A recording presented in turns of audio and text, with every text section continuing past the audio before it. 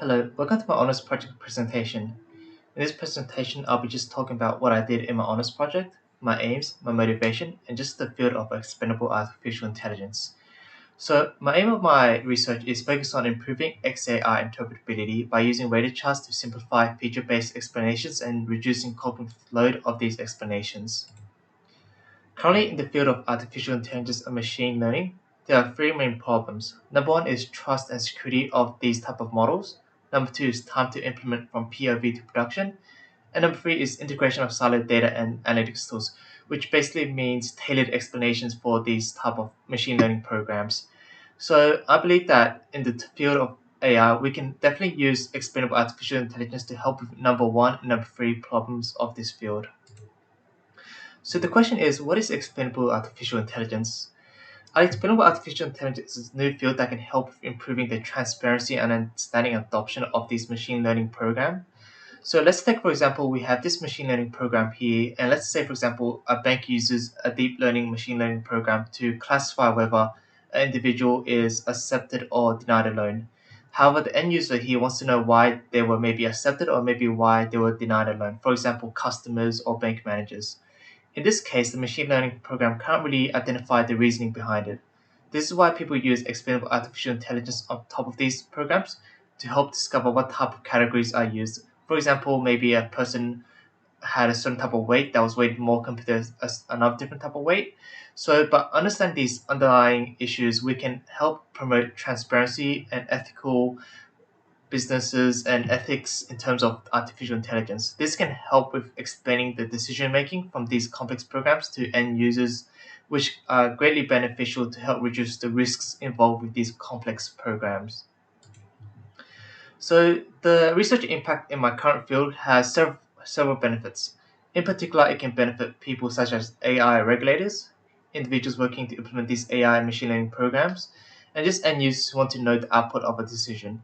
So, cases where artificial intelligence and machine learning programs went really wrong is, for example, we have this article here where criminal justice systems had an unfair advantage when it classified black defendants compared to white defendants. So, these people that developed these programs didn't know that their program was inherently biased and it classified people, which was not really fair. So, if they use things such as explainable artificial intelligence, it can help with showing these underlying issues and reduce the risks moving forward.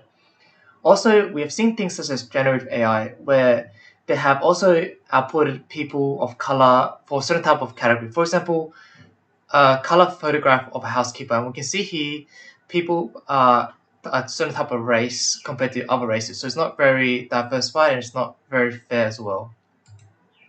Now, in terms of my goal of my research, there are three main goals. Number one is just measuring the cognitive load of current XAI outputs. So currently there's not enough research papers dedicated to researching the responses of the end users who are dealing with these type of explanations of XAI. For example, end users like customers or managers or people who want to know these type of decisions that are made. And secondly, it's just to study the effectiveness of radar charts in demonstrating its visualization capabilities. So we believe that radar charts can offer better types of visualization compared to the current traditional feature-based bar charts. And also, it might help with explaining things better as well. So we want to research more into this type of visualization. And thirdly, it's just provide more insights into the cognitive load study and analytic visualization. So as we said before, that there are currently not enough research for the end users and studying the type of difficulty they have in interpreting these results. So if we were to dedicate more research into this, it can definitely help with for them to understand these type of problems that they have. So, in my current literature review, the current landscape I've identified are three main problems in XAI. The first one is that data scientists are focused on building tools.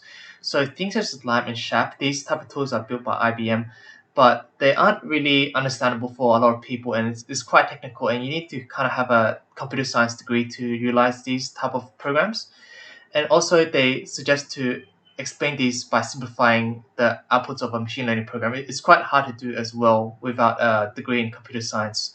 And secondly, in terms of the field of explainable artificial intelligence, most explanations are feature-based. So feature-based explanations are quite easy to understand and they're most widely accepted by all or even most organizations in this field. And lastly, and users aren't being focused on being researched. So the purpose of this explainable artificial intelligence is to make AI and machine learning more interpretable and transparent for people holistically. However, we see that in research field, people that are into this type of field are mainly data scientists and not really people that don't have technical background, for example, customers, managers, and regulators. Now, the question is, how do we improve the understanding of explainable artificial intelligence? The number one thing that most people suggest in this field is just use an inherently transparent machine learning model. For example, using a simple decision tree to classify a certain type of task compared to deep learning.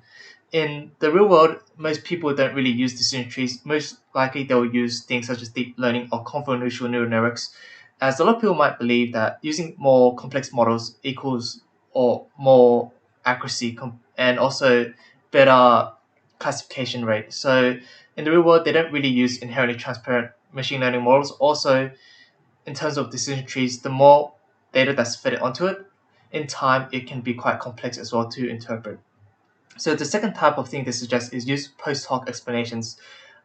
Programs such as Lime and Shap are post hoc explanations in a way that they don't really tap into or they don't really adjust the current underlying model. Rather, it's just a second model they apply onto the current machine learning model. So in doing so, it can be quite adaptable, which is model agnostic. It can apply to a lot of different types of programs, for example, support vector machine, convolutional neural networks, and decision trees, and all these type of machine learning models. So it's quite adaptable. In my current research, I'm focusing on the confident load aspect and the visual analytics aspect of these post hoc explanations. So I want to study more into things such as how we can reduce the type of visualization, make a perfect visualization for these type of people who will eventually be using these post hoc explanations and people that don't have a technical background. So what we want to do is we really want to tailor these explanations to people that don't really have experience in machine learning or artificial intelligence and help reduce just the barrier entry. And as a result, it can make it more transparent and more accessible to these people. Now, in terms of my research, I'm focusing on doing an empirical survey. So there are two main types of things I want to look at. The first thing is text-based explanations. So we've seen text-based explanations used widely in things such as ChatGPT, and also we have also seen it implemented in other fields where maybe someone does a certain type of task and text output showing the rules or conditions that was done for to output that task. So we want to research more into this. And secondly, it's just the visual-based explanations. Currently, the most common one used is feature-based bar plots. For me, it's quite okay to understand. Maybe from someone without a technical background, it may be quite difficult to interpret. So maybe in this type of context, I want to plan on research more into radar charts to determine whether it could be a better visualization and explanation compared to these two type of things. So in terms of the method I want to do for the explanations, I want to focus more into cognitive load studies.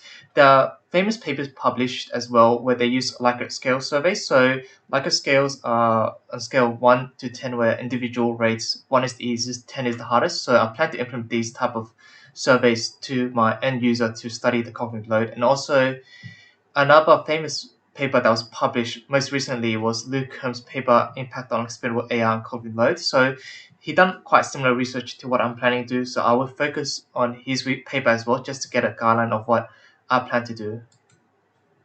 And this is just the current journey of my honors research. I've already finalized abstract and theoretical background. In the future, next weeks, I'll be focusing on things such as refixing the survey, evaluating the results, and so on. And hopefully, by the finalization of this journey, I'll be able to produce a report to discover the insights involved with explainable artificial intelligence. So if there's any questions, I'm happy to answer them. After that, I'd like to thank you all for listening to my presentation.